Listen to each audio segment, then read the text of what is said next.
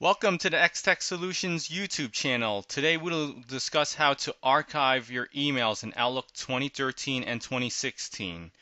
Archiving is an important feature used to control your mailbox size if your mailbox gets increasingly large, and also to keep to keep everything organized. You may want to, for instance, take your emails from any emails from like years ago and before, and keep them in a separate folders, separate files on your Outlook, and just keep them organized that way. Archiving works well in that regards, and also in managing your mailbox size. So here, let's get started. We're going to launch the Outlook client here. In our scenario, we're using Outlook 2016, but the same procedures will apply for 2013. It's just I'll point out those minor differences, but it's almost the same. Right? So here we have it. We have a mailbox with emails. This is our company mailbox, one of our company mailboxes, and we have emails from right now all the way back to close to when we started this, when we opened up the mailbox, which is about 2012. So that's about almost 4 years ago. So we got almost 4 years of emails. Of course, there's not that many emails in this mailbox because it's we only use them for like arbitrary information, advertising, and but it will work. This works really well in our example here. So what archiving does is that it puts a separate what we call a PST file on the on your left side of Outlook. It will be known as an arc. It will be archive here, and that will contain all your subfolders and your inbox, your main folders, your inbox, your sent items. It will not contain your contacts and tasks. So don't worry, you will not lose any of those from your main mailbox right here. So let's get started. In order to archive, we got to click on the File tab on the top, and then on the Info right here, you go under Account Settings, and no, not Account Settings, Tools, under Mailbox Settings, Tools. Now in Outlook 2013, you'll see something slightly different. It will be a Cleanup Tools, but it'll be the same features. Opened up that, you'll see an Archive option there in 2013. In 2016, it's known as Cleanup Old Items. So we have it here, clean up old items. And what we're discussing is it's a manual archiving feature, but there's also an auto archiving feature that we could set it to run every few weeks or so, or every 2 weeks. In our case, we just discussed the manual archiving feature. The archiving feature, I personally like to use this manual feature because I never like the auto archiving. I like to keep at least a few years worth of emails, and anything older than that, I prefer to decide when to put them in archive. So this feature gives you complete control over that. So we make sure it's selected on archive this folder and all subfolders, and we click on this the root here on the top. So that way it includes this folder and all the subfolders underneath it.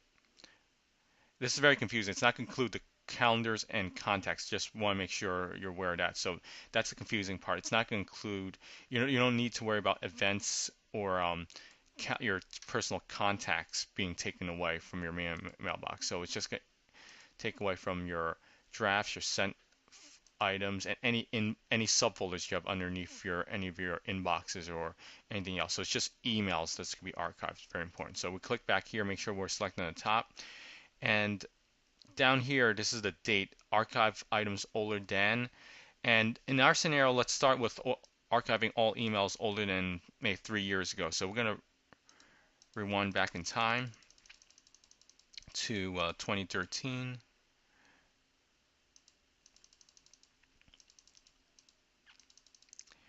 And this is good. So any emails older than, say, April 1st, 2013 will be put into an archive file. So over here, down here, archive file, this is the location of our archive file. So this is the default location. It's within the documents, but you can change it. You could select your own location, and you just select it there, and then it'll use that location. So we click here, we verify everything's correct, and then we hit OK here. The file name is not valid.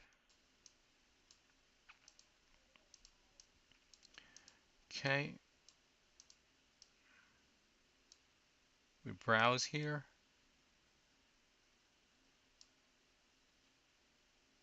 So there we go. Had to hit it again. And then now it's archiving. So it turns out that there might have been a slight glitch in the very beginning where it didn't take the file, but I just had to re-click the option. So let's do it. Let's do its thing.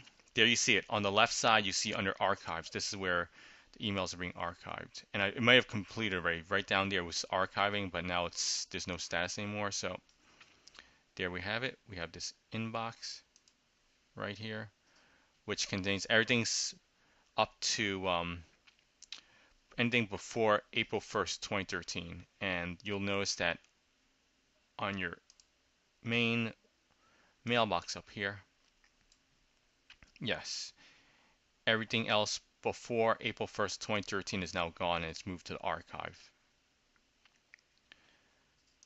Got sent items also. There was not much emails in the sent items here, so that hasn't been taken away. But you'll see if there was any sent items, it would have been placed into the sent items folder as well.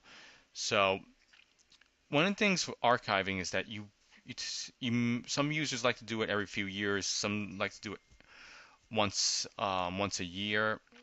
Say for instance, I archived the emails for any emails older than 3 years ago, and now I decide a few months from now my mailbox gets this live mailbox gets increasingly large, and I want to archive any emails from say 2 years ago and before, and put them in the same archive folder.